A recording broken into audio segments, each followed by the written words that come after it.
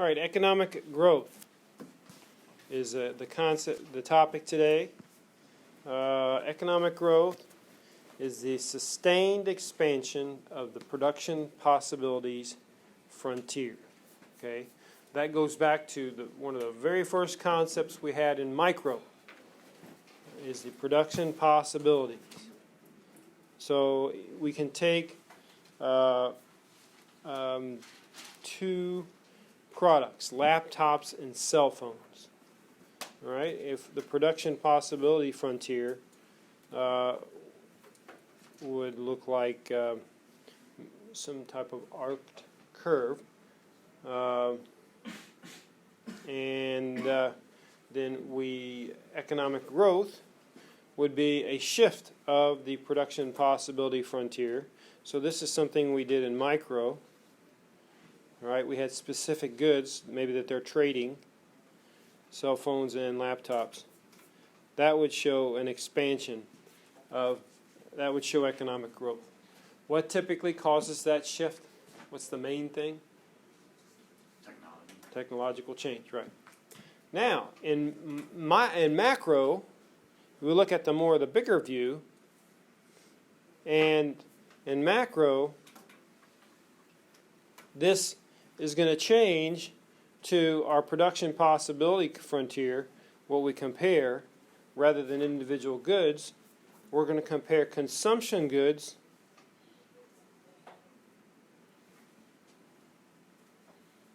to capital goods.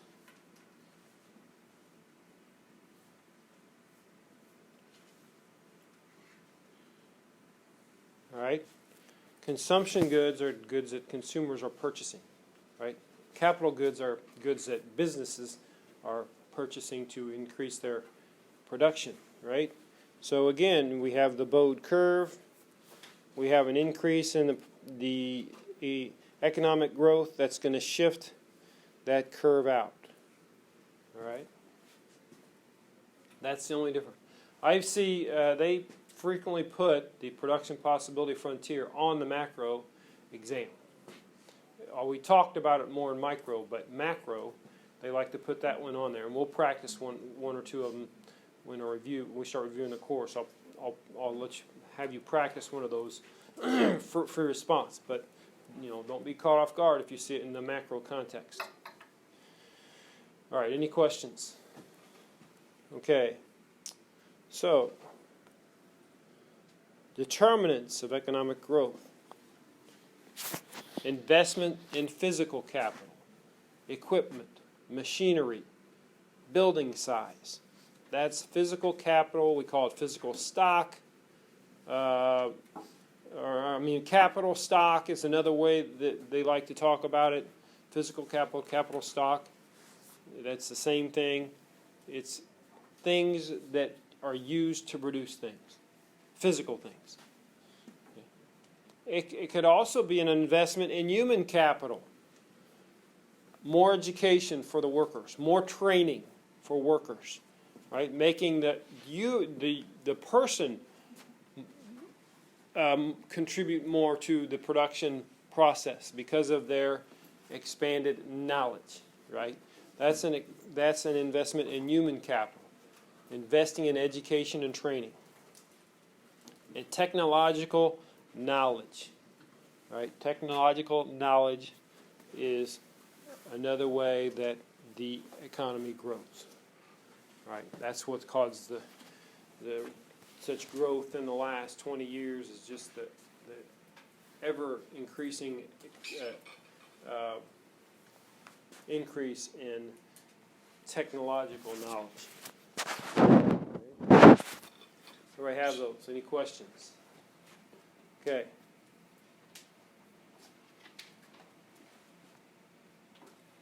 So we're going to go into the details about these. Investment in physical capital. Physical capital is the stock of equipment and structures that are used to produce goods and services.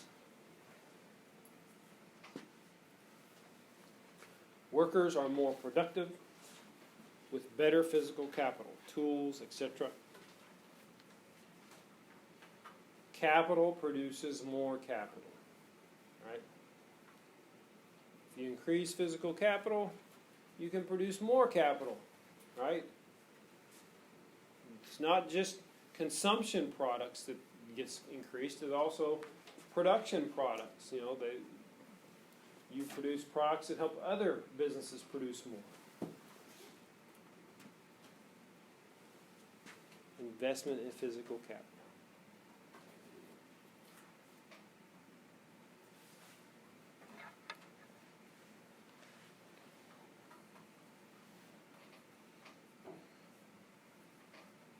Everybody have that? No?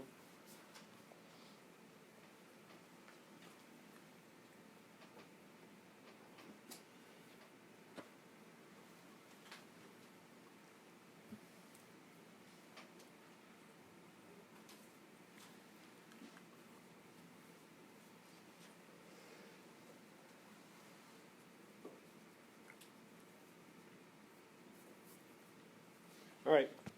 Investment in human capital. The knowledge and skills that workers require through education, training, and experience.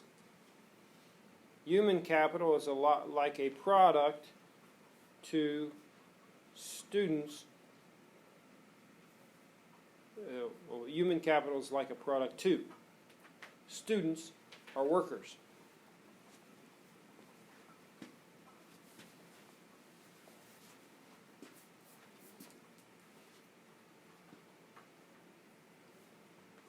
You going to college next year is going to increase your human capital.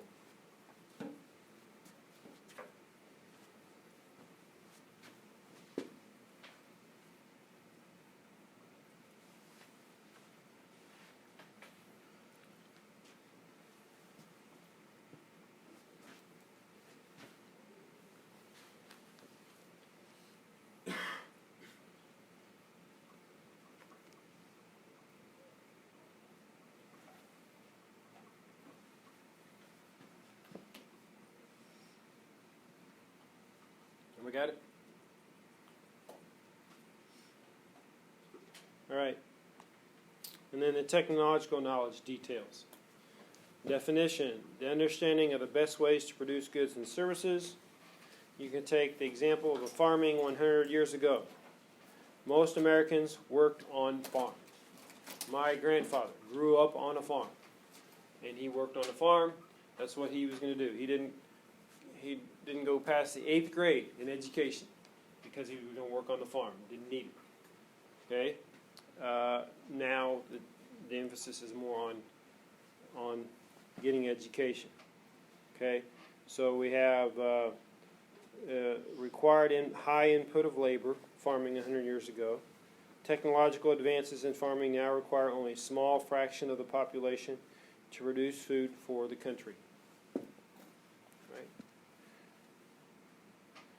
Technology is improved through research and development. Patents, government programs like NASA and NIH.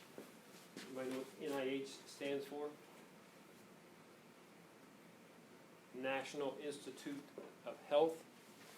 Okay, the government research arm for researching health things.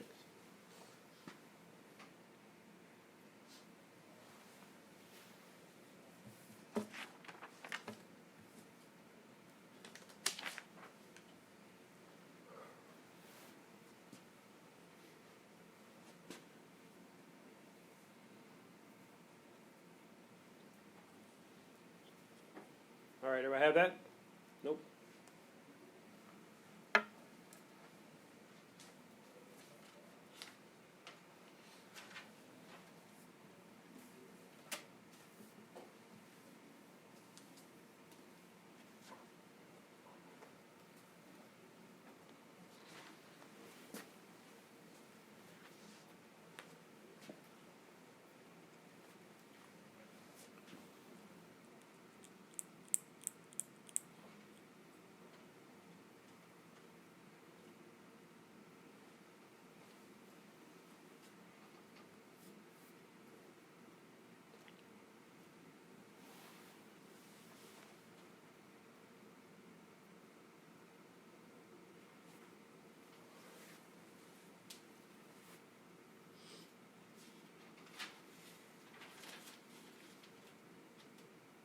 I got it now? Okay. Growth policy. So what can the government do to encourage economic growth? One is they can invest more current sources in the production of capital.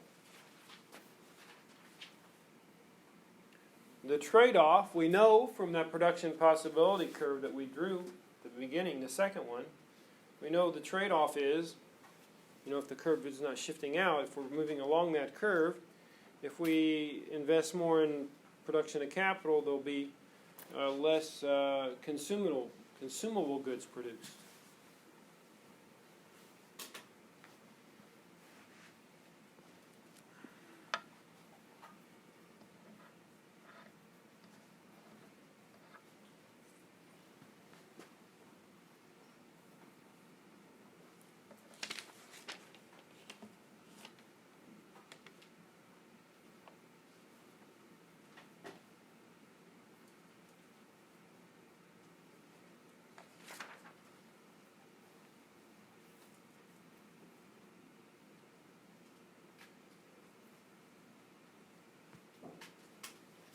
There's a strong correlation between growth and investment.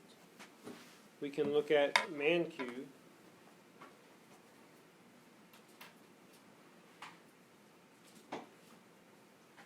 Page 546.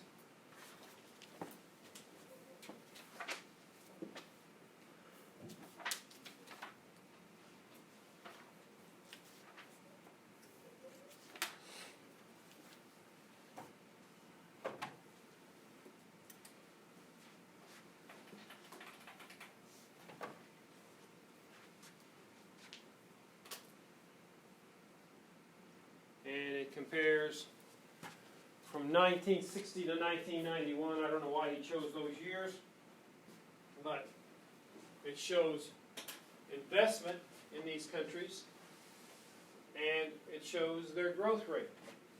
You can see South Korea is off the charts, but there's a trend there. The investment is at the top of the graph in general is higher with these top countries, and you can see the growth rate was higher with the countries in general that invested more. Okay, Asian countries really did a good job of expansion. United States is down here. Okay, our quantity is much larger, but our growth rate is lower. All right. Okay. Questions, comments about the graph?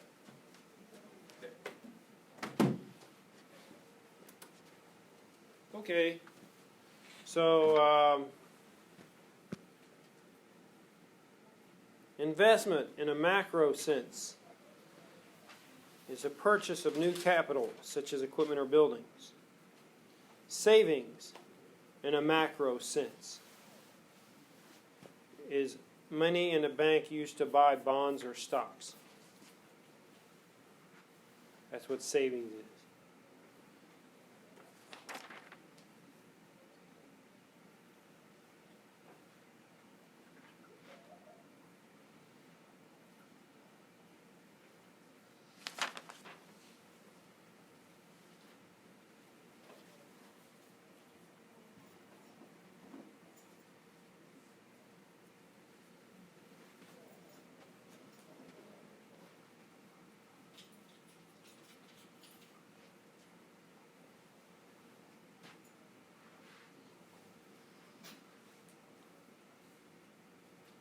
All right, so when we talk about about savings,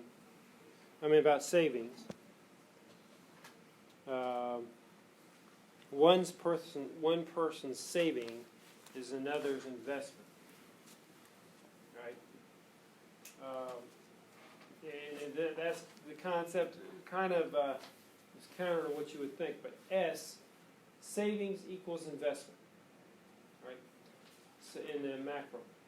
because if you save money, Welcome, students. At this time, we are off of a code yellow. You may resume activities as you see fit. Thank you.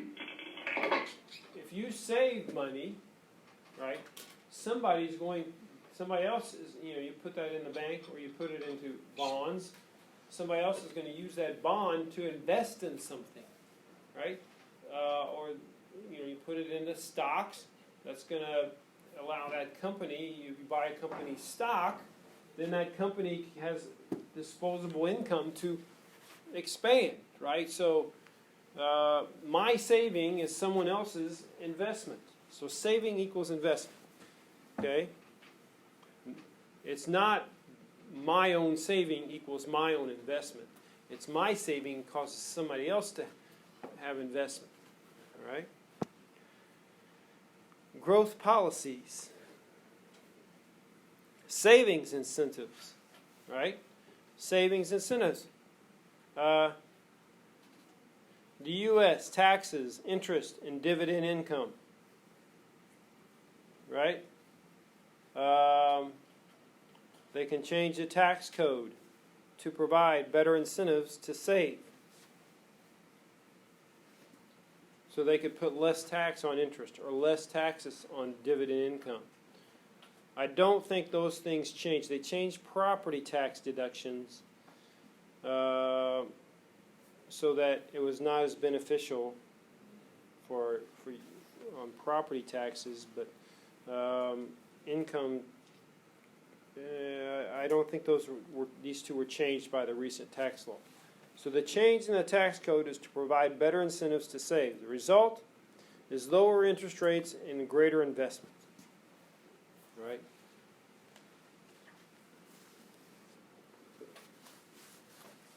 So if they decrease the taxes on interest and dividends, there would be greater investment.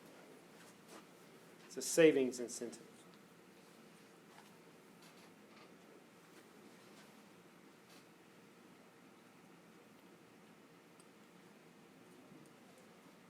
Do I have that? All right. So if the supply of loanable funds goes up, right, then interest rates are going to go down. That's a supply-demand graph, right? Supply of loanable funds increases, that's going to shift it down to here, shift this way, that's going to decrease interest rates, right? And then we're going to have an increase in investment. Let's draw it. So we've got loanable funds. So we would have the real interest rate, quantity of loanable funds, and we would have demand loanable funds, supply of loanable funds, and we have an increase in the supply. So we're at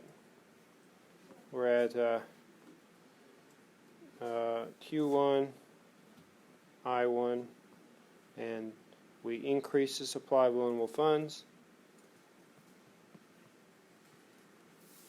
That's going to decrease interest rates. We're now at I2. Wait, did you say we decrease the supply of loanable funds? Sorry, increase. Yeah, we moved it out. We increased the supply of loanable funds, right? And that would be from a savings incentive, lower taxes, right, on investment and interest and dividends. That's, we could save more of that money. That's going to be the result. That's what that looks like. All right, any questions there? Have I got the graph? Okay. So investment incentives, investment tax credit, tax advantage to any firm building a new factory or buying new equipment. So now, rather than a lower tax rate, you get a credit on your taxes. So you build a new building, they're going to give you $3,000 in tax credit, right? That's when you figure your taxes. If your tax bill was $3,000, you add in that credit, you would owe zero in taxes because you have a tax credit. Investment tax credit.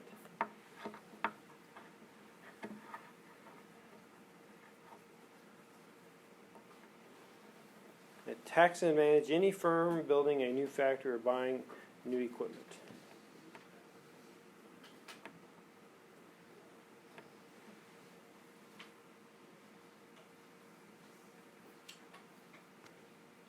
So, if we drew that graph, we would have,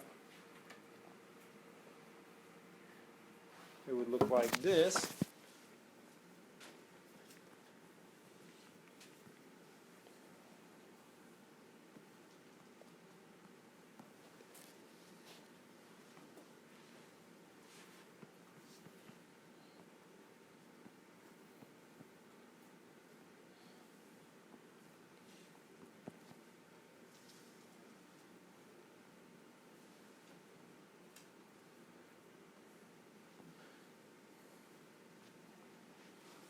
And an investment tax credit is going to increase investment, so that's going to increase the demand for loanable funds.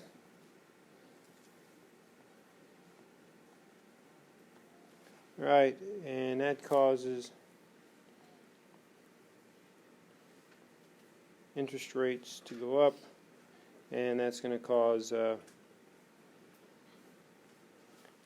savings to go up. Higher interest rates, people are going to save more money, so that causes savings to go up. That's how an investment tax credit works. It shifts the demand curve. A tax incentive shifts the supply curve.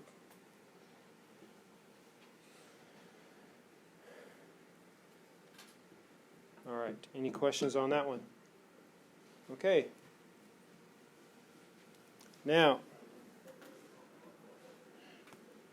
we're going to talk about increase in the government budget deficit.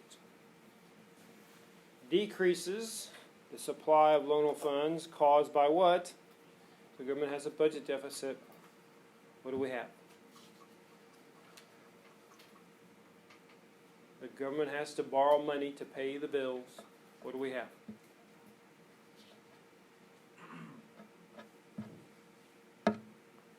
What happens? Yeah. Crowding out. Yep. So we have crowding out. So decreases the supply of loanable funds. So that's going to look like, if we graph the government budget deficits, we would have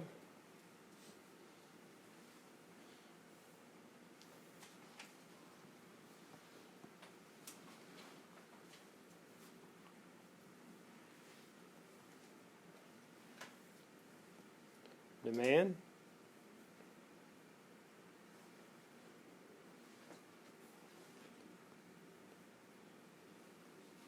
supply, and then we would have loan quantity 1 and interest rate 1, and the supply of loanable funds. We say we think of it as if the government's borrowing these funds that's not available to everyone else, they're taking away the supply.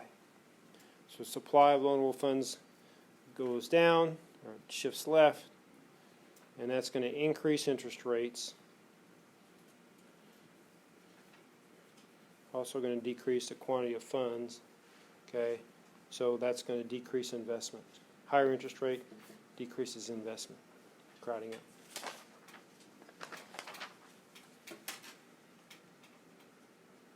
All right, I think that's it. Any questions on